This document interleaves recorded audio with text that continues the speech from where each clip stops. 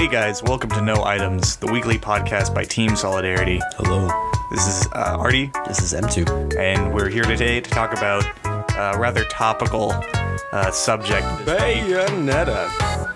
Well, the legality of many things and the future of the game. Bayonetta is absolutely like the main subject.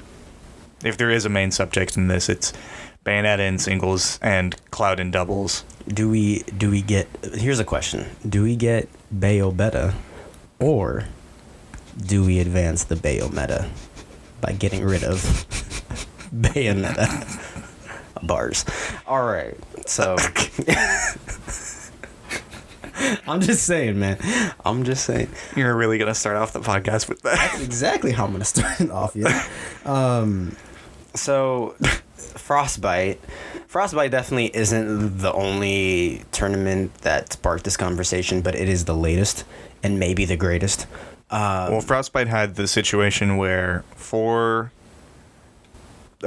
players in top 4 were playing Bayonetta as their primary character in top 8. Yes. And that was kind of like a sign for a lot of people. They took that as like a call to action. Yeah, they took that as this is stupid and I don't want to watch Bayo, and there are too many of them for the reason that it's just because Bayo's so good and it's not hard to use or slash blah blah blah. Slash reward's amazing. There's a lot of stuff. So just traditional Bayonetta complaining. Yeah. But focused specifically because there were 4 out of the top 8 were Bayonetta, and 3 of them made it to top 4. And there might have been 3. Were there 4? There were 4. Okay, there were because DeBuzz played Bayonetta in top 8. He didn't play. I thought Bayonetta, he did. Not DeBuzz. Tweak did. Tweak played Bayonetta. That was the person, that was the one. That was the person who usually doesn't play Bayonetta too much, but switched to Bayo primarily in Frostbite. That's right. DeBuzz won. DeBuzz won, yeah. Won Rosa. Good stuff. But, so Tweak, Mistaken Salem. Is that... Yeah, I think that was it for... I think that was it. And then, yeah, so the thing was top 4, 3 of them were Bayonettas, which was wild. And then the 4th one has a pocket Bayonetta that just wasn't used for that tournament. Yes, and got second with it. Yeah. So, yeah. So... I understand, like, the stigma against Bayonetta, but to me this just means that we need to, like, if you don't want to have this situation, you need to really focus efforts on not getting hit by Bayonetta stuff, and you need to, like, kind of, like, a lot of people are like, well, clearly Bayonetta is the best character. That's true. And I agree, yeah. Bayonetta is the best character, but instead of giving up and trying to just ban the characters, you don't have to fight them. I'm a bigger fan of learning to fight the character better. Yeah, and there's some good arguments from both sides for sure. I honestly think so. Personally, I wouldn't mind a ban on Bayonetta, but that's literally for the sole reason of it would make my life a lot easier, and just that. In terms of whether she's ban worthy, that's a little bit more debatable. So people are complaining that a lot of her toolkit just allows her to get a lot of low-risk, high-reward situations. For example, one of her best out-of-shield, potentially one of the greatest out-of-shield options in all of Smash, just in general, which would be like, Witch Twist. It's like frame 4, but the thing is the hitboxes are so huge that it offers such a low-risk option. It's like, okay, if you decide to go for Witch Twist, the person can jump and try to hit you if they had shielded, but then there's the 50-50 of, are they going to witch time, are they going to air dodge, slash bat within. And that's pretty safe overall, unless you anticipate it, but then that's just like a read, right? But if you get hit with a Witch Twist, that offers, at the very best situation for the opponent, like 60-something in damage, right? Like, if the Bayonetta is just, what do you call it? Just makes, like... If they're good enough, and it doesn't take too much skill in that, right? So that's one argument for the ban of Bayonetta. However, I don't know if you saw this, but Tweak and Rush Hour Smash and like Keitaro, they released a video not too long after Frostbite about how to SDI and whatnot. It's an hour long. It's an hour-long video featuring Cosmos and Tweak. You guys should go check that out, Rush Hour Smash. If you haven't already. Yeah. I'm sure like it's probably circulating pretty heavily. That video is going to become like a standard watch for when people complain about the Bayonetta. They're going to get linked to that video. Super hard, yeah. And it shows Tweak. The first time I was dying, dude. The first time I was legitimately in Keitaro's shoes. Although I didn't know about this, the ability to SDI, if you're good enough, you should be able to get out of the first hit of Witch Twist pretty easily with little hits done on your end, and so you could potentially just punish Bayonetta out of that. Mm-hmm. Yep. And it showed Tweak doing that, and Keitaro lost it. Like he usually does in these streams that he hosts. He like ran out of the room because Tweak's Bayo went so high in the air when Keitaro's Bayo tried to Witch Twist him. And so he was teaching Keitaro basically how to SDI or how to DI in certain situations. Cosmos was helping out too. And so that's a really good video for those of you who are completely confused as to how to SDI or how to even approach dealing with Bayo stuff defensively. Mm-hmm. But yeah, so it's definitely like that video in particular is really nice, but kind of like the greater impact of this whole discussion as a whole on the community is something also I wanted to talk about. Yes. So obviously Bayonetta is the best character in the game for singles at least. Yeah. I believe that she's not the best in doubles. That goes to Cloud, I think. Which honestly, in my opinion, is a pretty strong signal that she's not completely dominant in singles either. Mm-hmm. If she were so strong as to completely overtake singles and doubles, then I would be more open to conversation about a ban. Just getting rid of her, yeah. But as it is right now, a lot of the complaints I hear about Bayonetta are that she is... Like, she has all these options that characters don't have. Mm-hmm. But what I'm hearing is, when people complain about Bayonetta, it is that she is too good to beat, like, a normal character. Mm-hmm. And I don't want to put in the time or the effort to, like, look into very specific ways of playing against that character. Yeah. And even, like, top players have... done this, have fallen to this mindset, in my opinion. Mm-hmm. Where a lot of the Bayonetta players also are not helping the situation. Yeah. Like, there's kind of like this back and forth of Bayonetta is busted and she's so broken, we'll just SDI, Yeah. And which is completely, it just doesn't help anything. Neither side of that helps anything. Mm-hmm. What really needs to happen is character-specific combos need to be labbed on Bayonetta for other top tiers and low tiers, I guess, but top tiers especially. Yeah. The game needs to get more patient overall. Bayonetta is going to drop off over time as people gain technical prowess and have true combos come out easier and quicker, and with less effort, right? Yeah. A lot of Bayonetta's kills and advantageous situations come out of your opponent messing up and you taking advantage of that situation by doing your relatively easy Bayonetta special combos, which are very effective against players, especially players that make mistakes in their technical play, but still attempt these technical options. Yeah. Which isn't a bad way to play against Bayonetta, but you need to be at a level of proficiency to do that that a lot of people aren't at currently. Yeah, she does definitely, cap, there's a skill cap in terms of playing against her. That is very noticeable. Mid-level players are definitely going to struggle in this area as opposed to top level. Yeah, there's a specific type of player even as well. Not even in terms of the level of the player, but the play style of the player. If a player is technically focused and tends to try and overwhelm an opponent with options that may or may not actually be true, but it's kind of like I'm gonna throw out all these options. If one of them hits you, I'm gonna capitalize and try and kill you off of it. Right? Those players tend to get more mileage out of characters that can't deal with that, right? But Bayonetta is a character that can deal with that so easily that it's almost comical, right? Yeah. So when a character invalidates, like I totally think Bayonetta is too strong.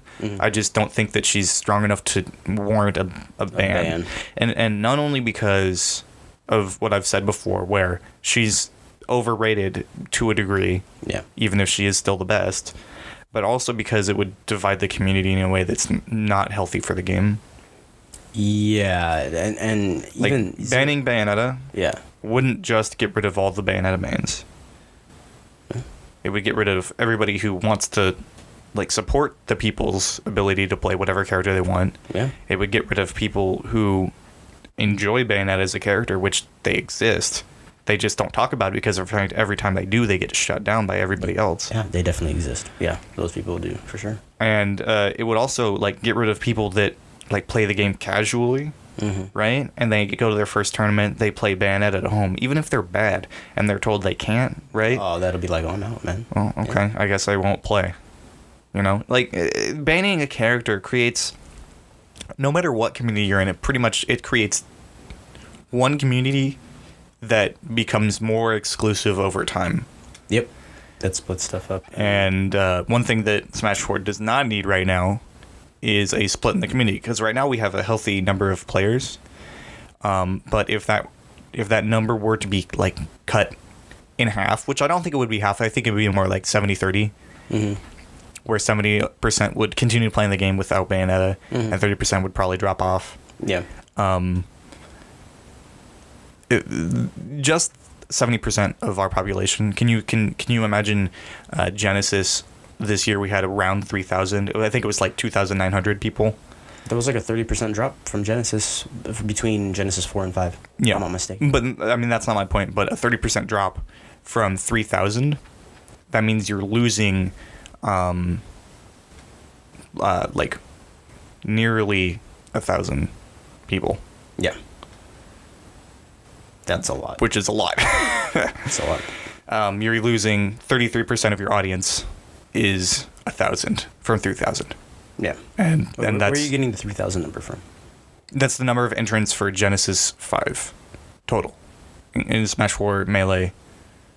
Okay. And 64 and Rivals and Street Fighter. The Smash S games. Okay. It's just all the it's all the people that signed up for Genesis. Gotcha. So yeah. And so that's my opinion on that. I don't think it's a controversial opinion. I just feel like the amount of time that it took me to say all those words, somebody who dislikes Bayonetta could have gone on a rant that had... Oh, before you got your point across? Yeah, completely. Yeah. And they're like, those comments and posts are a lot more digestible than kind of like a long-form essay on why a ban of any character would be bad for the community, especially a character that's so prevalent in competitive play. Yeah, and I think that's the really tricky part, because there's one side like that idea, understanding the consequences of banning a character being bigger than most people who want Bayo ban realize. And then there's also understanding the value of viewership too, and understanding really where the viewership is, because and to me, okay, here's the thing for me. Yeah. Where I agree with that. I think the game would be better without Bayonetta in it, right? And I think that's a pretty general common consensus, because the character is so polarizing. Yeah. Regardless of how good the character is, regardless of how many tournaments the character is going to take, regardless of how many there are in top 8s, the character is polarizing to a degree that is, like, even before the character was considered good, before the character was released, people were getting upset the character was added just solely based on the concept of it being a DLC character. Right? So already DLC has this bad connotation. You're playing with DLC, you're paying to win, all these, which are honestly, that is absurd. I think most people meme that at this point. It's a meme, right? But yeah. It is a thing surrounding the concept of Bayonetta is by design that character is polarizing and controversial. And so this character being godlike, doesn't draw the same amount of hate, or draws more hate rather than other characters being similarly powerful in a game where it's not DLC. Yeah. Yeah. So there's all these stigma against the character. A lot of the veteran player base for Brawl has dropped out because of this character, because that character's design doesn't appeal to their like general like idea of Smash. A lot of players find her foreign and weird. Yeah, which is understandable. Reference her as a Marvel character just because of the, well, that's yeah. It's probably also another meme, but that's kind of a meme. But my point is this character like is bad for the game, but what's worse for the game it would be splitting the community over it. Yeah, and so I think that this is the game that we have and we need to work with that. I think that's what the argument comes down to at the end of the day. And for me, as of now, personally, I'm kind of indifferent. I want to see where things go. But there's that side of it. There's also but is it going to be worse to keep her? You know, it comes down to which one is worse in terms of how many people are going to drop. Like, let's say nothing happens, and let's say Bayonetta just stays and literally nothing happens until something happens. Yeah. Anyway, and so let's say people start dropping off. Let's say not even in terms of players, but I don't think that's going to change too much because people are always going to be raring to go when it comes to like going to big tournaments for the tournament experience. I don't think that's going to. It might drop off a little bit. It won't be like crazy. I don't think. I don't think splitting a community is going to have pretty bad ramifications. Yeah, I think what we're going to see, at least if it really is going to be bad in terms of that split, the viewership itself, like just on Twitch, is going to decrease. I don't know if you saw, but and I don't know, like this is just purely correlation. I don't know. Well, Frostbite it peaked at 16,000 something, and it peaked last year at 30. Yeah, and so that's almost double, almost half rather of last time. To be fair, last year's Frostbite, honestly, like it was a great tournament, but it had hype too. It had there was very specific factors that led to that number, and a lot of it had to do with the character diversity of the top 8 of last year, which is literally the opposite of this year. Yeah, which is so that's like character diversity is one of the leading factors, honestly, in terms of the top 8. Yeah, because you'll see like the character discords are gonna be like, wow, you know, X is in top 8 of the semi underused character. Yeah, and Fatality was the one for this year. Fatality beat Salem to get into top 8, and then lost, and then got 3-0'd by mistake. And then he also lost to Salem, I think. And then he lost the run back to Salem. Yeah. So like everything leading up to the top 8, actually, I was watching that tournament, was pretty great. Yeah. But top 8 itself ended up not being too good. So people kind of like, I don't know, overstated the amount that the tournament was ruined by Bayonetta. I don't think, because I think a majority of the tournament was great and was really successful. Yeah, I would say top 8 was a little bit of a bummer, but it wasn't the worst thing to happen. Like there have been worse top 8s in Smash. It's pretty easy to be like underwhelmed by Frostbite now that, you know, the best set of all time has happened a year ago. That too, and also the fact that a lot of the top players weren't present because of the Tokaigi Japan event. Yeah, that's okay. I didn't even think of that for a while. That's and like then somebody, I think Charlie or Larry. I think it was a Fox main. Somebody boys. somebody put out a tweet is like, why are you talking about Frostbite and how many Bayonettas were there when the only reason so many Bayonettas were in top 8 is because there were like what 7 of the top 15 were in Japan for Tokaigi because it was an invitation. Yeah. You know? Yeah. First off, Leo wasn't there. Larry. Notorious for doing well against Bayos. Larry doesn't do well against Bayonetta. He's okay. He typically loses, but like it would have still been different though. Like, you know what I mean? It would have changed and also not just whether or not they could beat Bayo, but also like put on a good show and increase viewership. Those are big names. Void's a fan favorite, man. Like, and he does quite well against Bayonetta. He does okay. Like he could do better compared to a lot of other players. Yeah. Honestly, yeah. Yeah, he does okay. Like, Naira wasn't there. Naira wasn't there. Ally wasn't there. Like these are big names like that people love. And these a lot of these players have the ability to fight Bayonetta in a way that a lot of like other top level players don't. Like the top level Bayonettas, there's like a little group of them underneath these top players for a reason, you know? Yeah. So even if Bayonetta was cast aside in this entire argument in terms of why there was like little viewership or less viewership, there's still 16,000 still pretty good for a like what A tier, B tier, whatever. Yeah. Well, and also like Bayonetta wasn't the sole reason there was lower viewership. Yeah. The other part of it was that there was another tournament the day before. Yeah. With a massive amount of like top player pull. Yeah. That people watched instead. It's honestly unfair for Bayo mains Bayonetta to be the main reason why. She could have had something to do with it, like a little bit, but definitely can't be like pulled like as the primary reason. It's all correlation. She's not a non-factor, of course. No, yeah. And to say some Bayonetta play isn't hype is kind of ridiculous because there's some cool stuff. Have you seen Mistakes combos? Have you seen It's wild. Evo 2017? Yeah, like that was a little silly, but like Are you saying that it wasn't hype? It was hype. It was silly and hype. Yeah. Well, listen, Bayonetta can be hype. What's not hype is when a character gets completely shut down by Bayonetta. Yeah. And there's nothing that they can like realistically do about it, which happens sometimes. And that's what people complain about. Like Zenyu. Yep. Did you see the Zenyu play?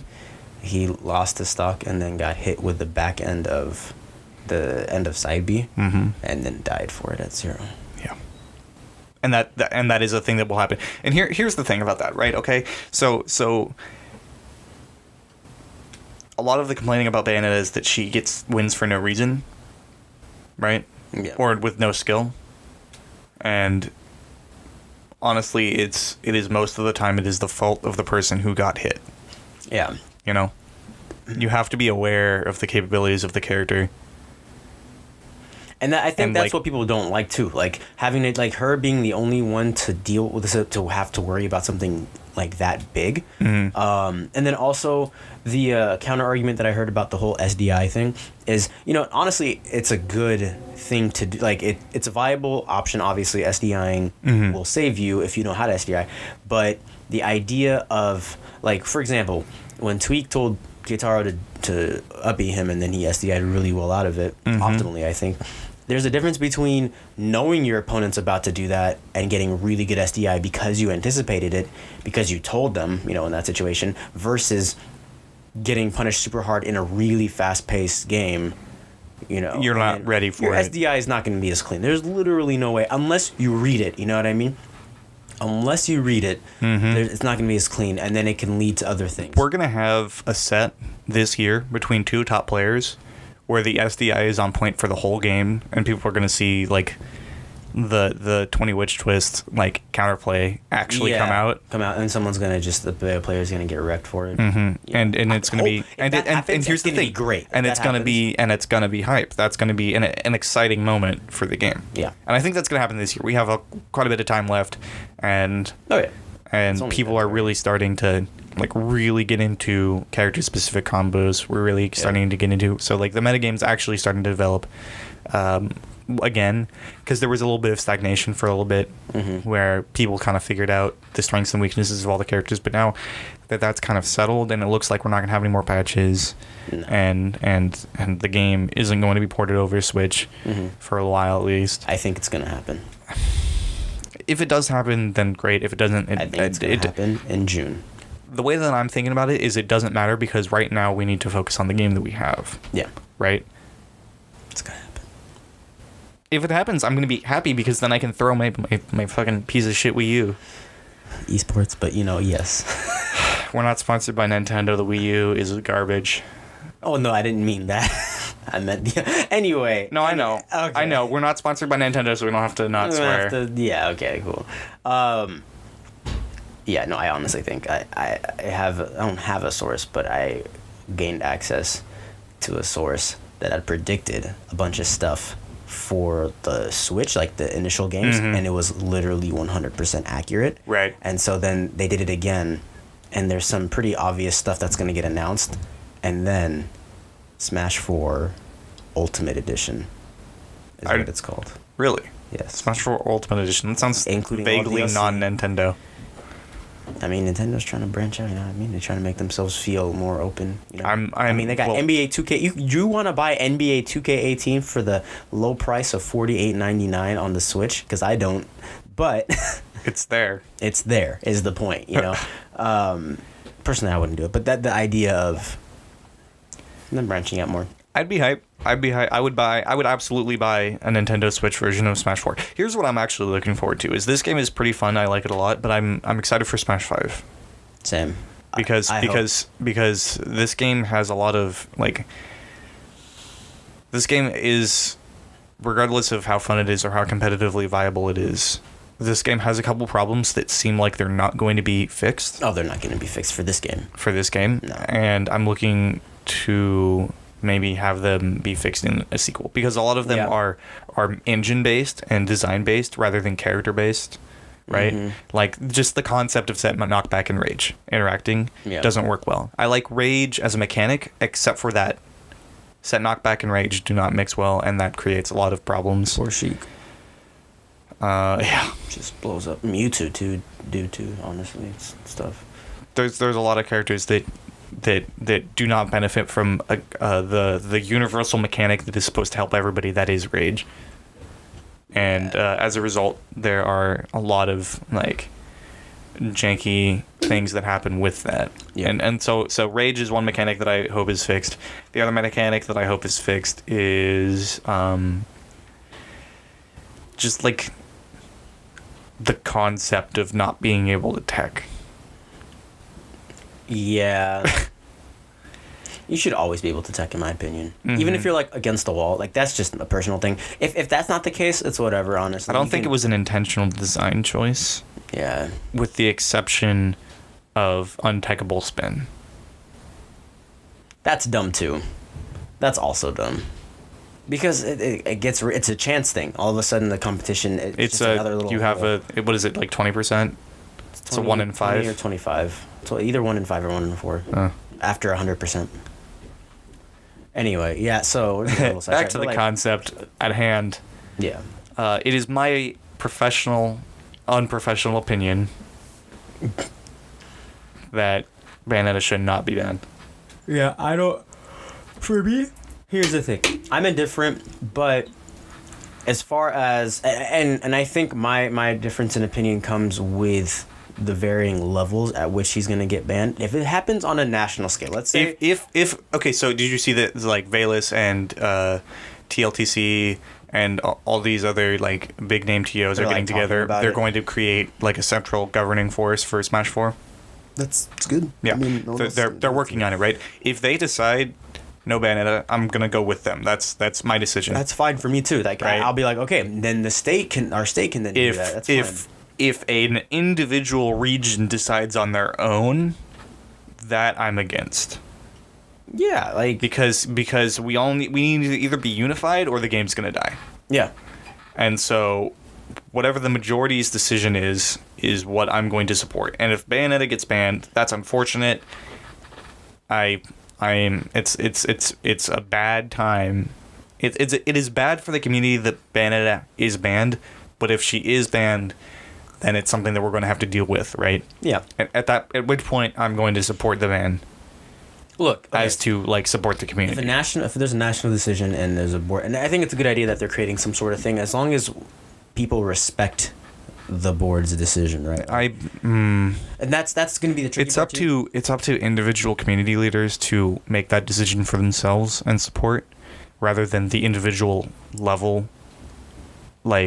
Each player doesn't need to accept, but the communities as a whole need to accept. And I mean, for these big tournaments like EVO, Genesis 5, Smash, that's really where if this board or whatever, Vayseth and those guys are going to try to do, if they get the respect from EVO, I don't know how that works, the logistics of that, but if they can get that to work, and SmashCon has Bayonetta banned. So if EVO has Bayonetta banned, if the Genesis 6 has banned, then it's over. How are you with knowing who's running which tournaments? I don't know much about Vaseth ran Genesis 5. Okay, well then He's pretty much in charge of like it's like him, Bear, and a couple other guys. Okay, perfect. That board should consist of the people running that, right? Exactly. Yes, it does mostly. Then good. That's good. That's perfect then, because then if they do a vote, whatever, as long as the voting process is fair, all that stuff, or they just as long as that whole thing is fair, and they decide to ban Bayonetta, then I think it's good. That's the best way to do it. I'm agreeing with it. That is the best way to do it, because then what ends up happening is those tournaments are going to be the ones that matter, and these other states or regions, whatever, can decide to do whatever they want to do, but they understand what that means. They're just going to limit themselves to their region or whatever, you know? And so that, I think, is the best way. That doesn't mean there isn't a chance that people are going to get mad and leave or whatever, but it is the best way, as opposed to just one state doing it. Because if one state does it, it's going to destroy...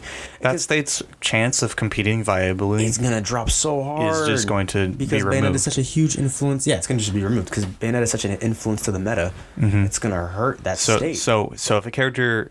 If a state decides to ban Bayonetta by themselves, it's ballsy. That state is now pretty much outcast from the community in a way that is like self-imposed. Now, if the rest of the community decides to ban Bayonetta and the state decides to keep Bayonetta, now those players now have almost no reason to play Bayonetta, and the character is effectively banned. For the top tier players. It'll take care of itself, you know what I mean? Yeah. Like, in that sense, because it's just like, okay. And either way, the community loses something by not following along with the rest, which is why I don't want this like decision to be forced on anybody. True. I don't think... It needs to be really well discussed and then voted on. Yeah. Like, in an organized way. Okay. Like, on a national scale. Yeah. So we're gonna move on now. Okay. We're gonna move on to the concept. There are 3 more problems. One of them is not a problem. There are 3 more discussions that I would like to have before we end the day today. Discussion 1 is going to take probably 2 minutes or less. No. Should Palutena and the Mies have customs? And I think not. Oh, no. For number 1, Palutena is busted with customs. You guys remember that? Yeah, no. What the heck? No. I remember that vaguely. Palutena is very, very, very good. Is this a discussion? So this is a thing brought up by 2GG. Okay. They made a Reddit post and a Twitter poll at the same time, saying that they would be interested in hosting an event that either bans Bayonetta, bans Cloud and Doubles, bans Lilat, or gives the Mies and Palutena customs. Okay, the Palutena me custom thing, that's dumb. No. But the Bayonetta, that's actually not a bad idea. Make it not PGR though. I don't know, like that's I don't know, cuz if you were to make that's my problem with this event is like, how are we counting it? I don't think you should if they were to do it, they should make it not PGR. Like, I'm sorry. Like, I know, and that's a sacrifice. Here's the thing, though, is the way that they did this poll was horrible. They gave 4 options, and none of them were, this is a dumb idea, and I don't think that we should be experimenting with rules or bans in this one tournament. Yeah. And so the only options were, let's have this weird tournament in some form or another. I'm not opposed to it personally, like, to see what it's like, but I don't want it to count for PGR, and that's the tough thing, because... Right, but then there's so many different... So then is it a viable experiment then? Are people going to really compete for a non-PGR event that has characters banned? I mean, they'll compete for money. Like, you know, like, that's the thing, like... Right, but are you ready to compete in a tournament for money where there are critical factors that you don't have to factor in a game that you've been playing professionally for 3 years? As an experiment, maybe. I don't know. That's the thing. Like, are people going to be willing to do that? Personally, I think... I'm less of a fan of this than you. I'm not saying, like, we should do it. Like, I'm saying it would not... Like, if people are open to it, I would like to see how it would turn out, because it'd be less of a... As long as it's not, like, a pure PGR event. Or if they, like, made some special rule about it or whatnot. Like, because it would be unfair to the Bayonetta mains. Well, like, people have been... Well, exactly, right? Like, let's have this tournament where about 10% of the population at tournaments can't go. Well, they can go unless they're pure Bayonetta mains. Like, they have no other... Well, let's just cut off Bayonetta mains. Because at some point... Like, if you play Bayonetta for a reasonable fraction, that's what I'm considering. Unless they entered the scene when Bayonetta came out, they probably have another character that they use. Right. Okay. we're working under this concept as people have put in hundreds of hours practicing Bayonetta for tournament. Yeah. Okay. Now, here's this tournament where you can't use any of that time. Do you think you're going to be able to practice your ability to play in tournament at the same level? And the answer for me is no. No. Of course not. Right? And so that's a lot of players. Then how? Okay. Right? If that idea won't work, then how? Like, what safe way should we test this? Because we're not just testing for understanding how the meta looks, but we're looking at to see how the viewership responds to it. If it increases at all, like if it's decently sized, like we need to test that out as well. Well, here's a problem with that is because it's a test, it's going to have biases that are going to change these outcomes, not based on the actual tournament, but based on the concept that it is a test. Right? How so, though? Okay, here, Besides I'm going to graphic. advertise this tournament as a test to see about the future of Smash 4. They're not going to advertise it as a test. They're going to. That's what they're already doing, though. But how would it change? Okay, how would it change? How would it change people's- viewership? People are going to be interested specifically to see if anything changes, right? Okay. So they're not going to be interested because the changes make the game more interesting to watch, But because there's because there's any change at all, right? Okay, so then it wouldn't be an indicator of Like people whether like that would like stay for the same if people if like they got banned. the popularity of this tournament wouldn't be an indicator of how popular the tournament would be over time compared to the popularity of other Smash 4 tournaments over time with no changes. Gotcha. Because of the fact that there is a clear and definable difference in the game, right?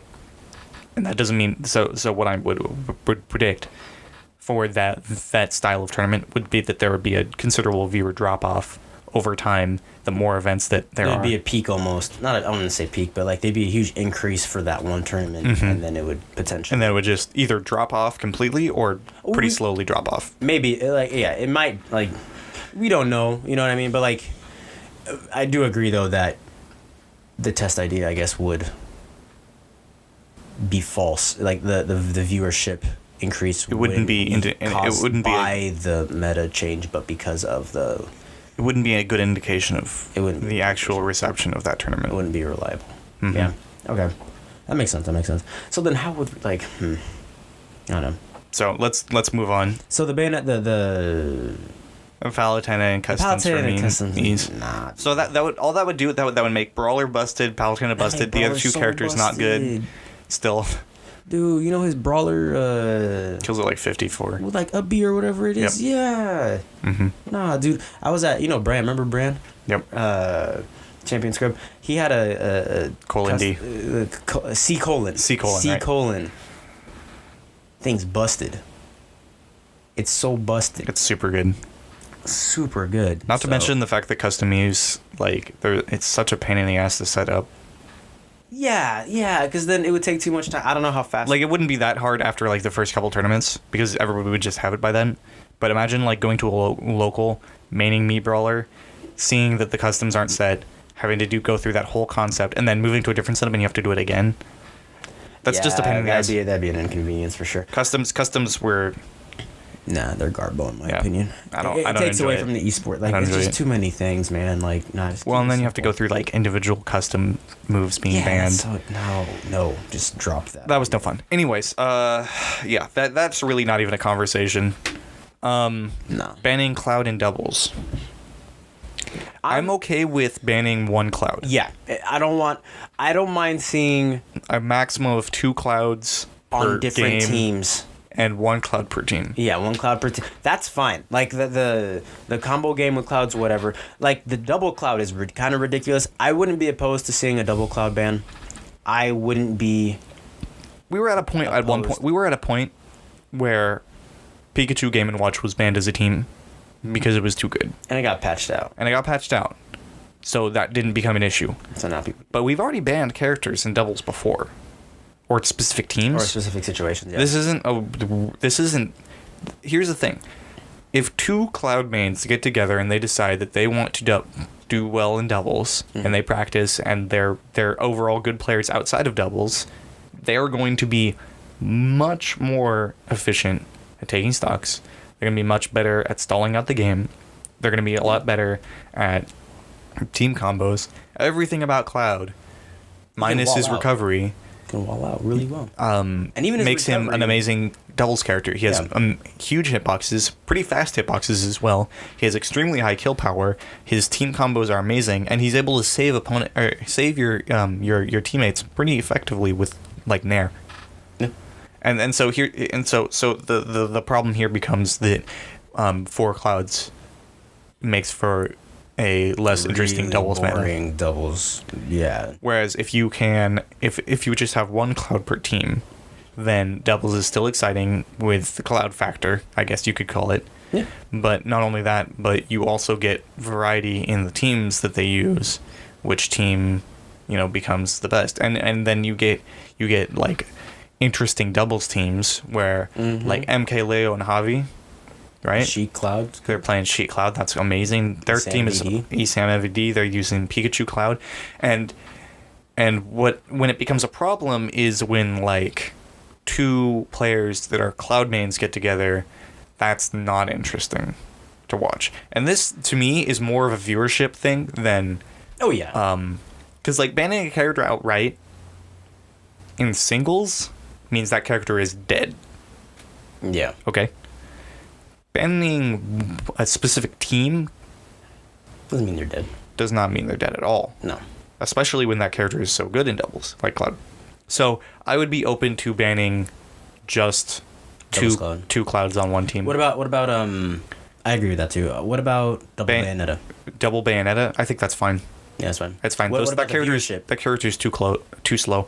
Not even. I meant the viewership. Not so much the character itself. I don't think the viewership is going to get hurt because that team isn't that good. So you just don't think they're going to be I just around don't too think much? it's going to be a problem. Like a viable. It's not going to be viable enough. Yeah. Like the only ones that come to mind are like Zack and Mistake. Actually, I think it's just those guys. Well, maybe they like don't- Tweak and they don't- then one of those other guys too. They don't do very well. They do okay, but They do fine because they're top But players. it's literally just exactly. It's not as much of a. Now, as what you're if saying. every team started showing up with double Bayonetta, And it started then I becoming- would start considering. Yeah. But I honestly I don't like Ditto teams at all in general. I don't think they're interesting. It can be hyped though. It can be hyped though, bro. It can be Double hype. Falcon fam. Like who hates that? Okay, no, here's the thing though. You mean viable Is like too? a lot of the time it doesn't matter because those teams aren't viable. Okay. Because you need the Including variety. viable. You need the variety on a team to make Okay, it. I thought you were saying generally speaking because I'm like, oh, there's some cool Ditto teams. Well, there are also some really dumb, boring Ditto's teams. That's true. That's Right? true. No, I agree. It varies. For instance, Cloud. Yeah, no. That's Nair to Nair to Nair to Nair to Nair. Finishing touch. Finishing touch. Autumn. Highly skilled. Anyway. But banning Cloud as a character in doubles though would be bad. I don't like that at all. No, because that's where that no. character shines, and it's kind of like Character he does, yeah. and it's kind of like his niche. Like Yeah. a lot of characters have niches, right? Cloud's niche is absolutely doubles. Not that he does poorly in singles, but he really shines in doubles, and it would be bad to take that away from him. It can get hype, Kind of like how man. Bayonet is worse in doubles than in singles. Yeah. Right. It can get hype. Okay, final thing. Banning Lilat. Lilat's fine. Well, that's fine. Lilat's for fine. now. I wish we had like Brawl Yoshis or something like that instead. That's just like a more. It's just a more like consistent stage. it has elements of randomness in it, like Lilat, but they never kill you. They just Yeah. save you, and that can be that's a cool a lot hype less. factor. That's in fact that could even be a good. That's a thing. cool hype factor. I wish it wasn't random. I wish it was like something that could be relied upon. But Yeah, but like, if random, like that's a good thing. You know, like if things are random, it should be in a positive sense. You know what I mean? you're like, wow, I got saved. That Yeah, was you know, funny. it adds to the hype. If viewership's like, oh, he's not dead. You know, like you know what I mean? Like, what if your favorite character was playing, or not character, your favorite player was playing, and they're about to lose? Yeah, and they're you're about like, to oh, get no, spiked and then- by like Captain Falcon, and then they get land saved. It's just like on the hill. that's guy. hype. That's hype. It's just like, oh, another chance at redemption. And people would still be like, that's bullshit, right? In a sense, when it it happens is, to but- them, like against them. But here's the thing: Lilat is also bullshit, and it kills you for no reason, For no right? reason, and it took no and it skill. feels like there's no interaction there. Whereas in like Brawl Yoshi's, your opponent spikes you, but you get saved. You get your like second chance, Yeah, right? yeah. And that feels like something's like helped you. yeah. Whereas Lilat, It adds to the story Lilat- in a good way. Lilat taketh away. Look, and just taketh away. And well, And take it sometimes some it can more. save you, sometimes Lilac can save you, but like sometimes Lilac can pretend to save you and then go and then tilt up. Lilac taketh away and then taketh some more. So that's basically the truth on that. Here's the thing, though. 5 stages is super important for our current banning situation. And that stage is way better than, for instance, like Castle Siege. Like Castle Siege or Delfino or Great Cave Offensive. I'm just kidding. Great Cave Offensive. What's Meta Knight's stage? Halberd. Yeah, Halberd. That stage is got like it's bad. I'd sure you can at 50. No, it's dumb. Fun. That's dumb. Yeah. It is. There's a laser too. There's lasers shooting at you in the balls. There's bombs. Like the water bombs or whatever they are. So listen, those 3 stages used to be illegal for some reason. I don't know why. I don't know. Game was early in its development. Customs were legal and there were no rules. It was a lawless wasteland. Lawless wasteland. That's about right. Sheik's grenade comboed into up smash. Oh yeah, because of the wind box. It's gross. The villager had like that game huge gyro. That game was not Smash 4. It was like the horrible deformed brother. Mario Party Smash 4. Yeah, it was Mario Party. Like, yeah, I'm opposed honestly to banning Lilac as of now. Like, given the current meta and what we have available to us, I don't like that stage at all. No, I'm not a fan. For MVD, if you're listening to this, please stop. God, you're hurting the scene, honestly. Beautiful and perfect, nah, dude. I don't know if I want to go as far as saying hurting the scene, but like it's not helping, man.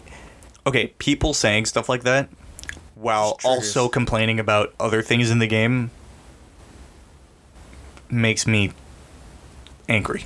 Yeah, and like it not in a way of like I think they're idiots, in a way of like you cannot be justifiably angry about anything else in the game. Yeah, it's being hypocritical. It's it's being hypocritical in a way that's clearly like lighthearted and fun, but I feel like it creates a mentality of like that's not good. Yeah, you know. I agree. Yeah, we see that in individuals. Hopefully with Smash 4 Ultimate Edition. That's right, Nintendo. I hope. I know. If you're listening, because did you know they announced Smash every E3? Not every. Well, every time Smash has been announced, it's been at an E3. Yes, I did know that. Yeah, so yeah. Listen. It's gonna happen. I'm not gonna say it's not gonna happen. It's gonna happen. I don't think it's not gonna happen. At the same time, I expect nothing. Yeah, Nintendo has conditioned us.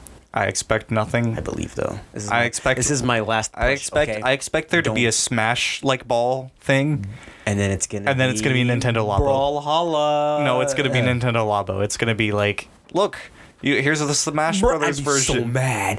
I would be so mad. Here, you can buy a cardboard cutout of the Smash ball. I would throw my Switch away, and then I would tune back in, and then I'd see, just kidding, it's Smash, and then I'd look at my broken Switch and be like, I've ruined everything. Yeah, what I would do is I would probably have to buy a Switch. Yeah, you would. I don't have the Switch. You would. I'm crying, but I'm also amazing. It's actually a really amazing system. I heard the Switch is pretty dope. I like it a lot. I haven't really messed with it at all. Dude, summer of Switch. Summer of Switch. You're right.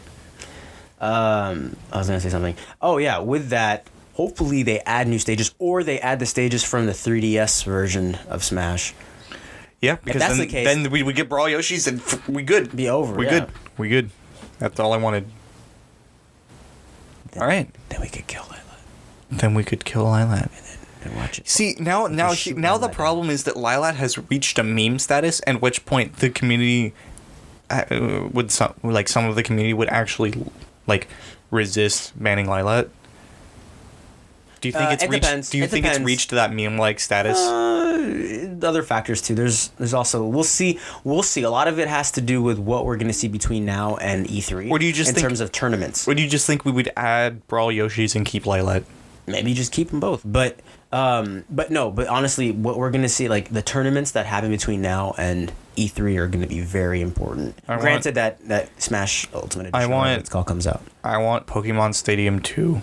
So no, to just be Pokemon Stadium 2, with no stage transitions. Maybe they'll add some feature or something. That I I'm would not so love sure about that. because that's what I wish Omega stages were. What is stages that are like unique, but don't have any transitions or effects on them. Yeah. Right. Like I wish Omega Pokemon Stadium 2 was It's like a hazardless stage. was just like doubles. Like a hazardless was stage. like 8-player Pokemon Stadium 2. Yeah. Right. Hazardless. I wish that whatever the Samus stage, what is it called? I almost said Pyrosphere. Pyrosphere. Pyrosphere. I wish Pyrosphere's Omega was just Pyrosphere as it is in 8-player Smash. What was that, a Pyres? Anyway. Well, it's Pyro, so you know. Yeah. Anyway. I wish that was the Omega function instead of making everything FD, which is still appreciated. Yeah. I think Nintendo hopefully will learn from it. But anything else, really? Tournaments, okay, back to that same subject, last thing. Tournaments, the things that happen in tournaments between now and E3 are going to actually make a huge decision in terms of what you were asking about. Are people going to be resistant to keep Lylat or to ban Lylat? If we see more jank happen in tournaments on Lylat, then it'll definitely influence what the general population thinks about the stage. And it'll be super hilarious if MVD gets Lylated in a very critical situation. I think that would I am going to laugh really hard. Nothing against MVD. It's happened before, players, and then it's happened before. To him? Yeah. And he tweets out like, I still love Lylat. What if it happens twice in a row? I'd be done. Imagine if he has an amazing run. Like, I could see this happening. Yeah, because he's been killing it. What you just said gave me some unparalleled joy. Just imagining it. No. This man makes an amazing losers run. Like, I don't dislike MVD. 5. I love MVD. I just dislike Lylat apologists. You know? Yeah, that's exactly what he is. He is the leader of Lylat of being a Lylat apologist. Imagine he makes an amazing losers run, beats good players, gets great PGR wins, gets to grands, and he's winning. He's winning. Game 5, right? Let's say it gets to game 5. They go to Lylat. He picks Lylat, and he gets Lylated in the dumbest way. Or let's say he's playing let's say Salem or something, and Lylat not only kills MVD later on, but earlier on, Salem lives saves Salem. Because how funny would that be? I would be crying. It might be the first time I'd root for Salem. That's just. I'm for Salem, real right now. I would be done. I would be laughing so hard. I think I'd be on the floor. I'd be laughing so hard. That would be so funny. Oh my gosh. I'm laughing so right now. Hilarious. Oh my gosh. Okay, I feel really bad at the moment, but I'd be dying inside. Now I hope it happens. Now you hope it, yeah. So you're gonna have to hope that. Because I haven't thought about that in a long time. Yeah, it's possible, man. I can imagine it right now. Him trying to snap to ledge, and Diddy's barrel's just not he's supposed to snap, but he doesn't. Oh man! And he'd come out at the back end with something like, "Oh man, Diddy Kong's recovery sucks." He's not wrong, but at the same time, let's be real. We all know what did it. Man. You know what I mean? So I can see that happening. The stars would have to align a little bit. Not too many of them. He'd have to just have an amazing loser run, which he's capable of. He's very good. He's really improved too. Recently. Top 8 Genesis 5. Yeah. Really stacked tournament. He did quite well. Yeah, so he could do it, and then he could pick Lylat, game 5, be ahead by 60 to 70%, one stock each, Lord, and then just lose. Please actually happen. And just lose. Please actually happen. Please. I want him to do it against somebody that has hashtag ban Lylat in their Twitter handle. Yeah, MVD being the king of that. Yeah. I'm going straight for the king. So that would definitely cause people to want to ban Lylat. If we take down the leader. If we have to take down the leader of the resistance. If he loses it, we take him down by getting him to convert to ours. And then he's just no, expletive Lylat. He's guys, I was lying the whole time. Lylat's trash.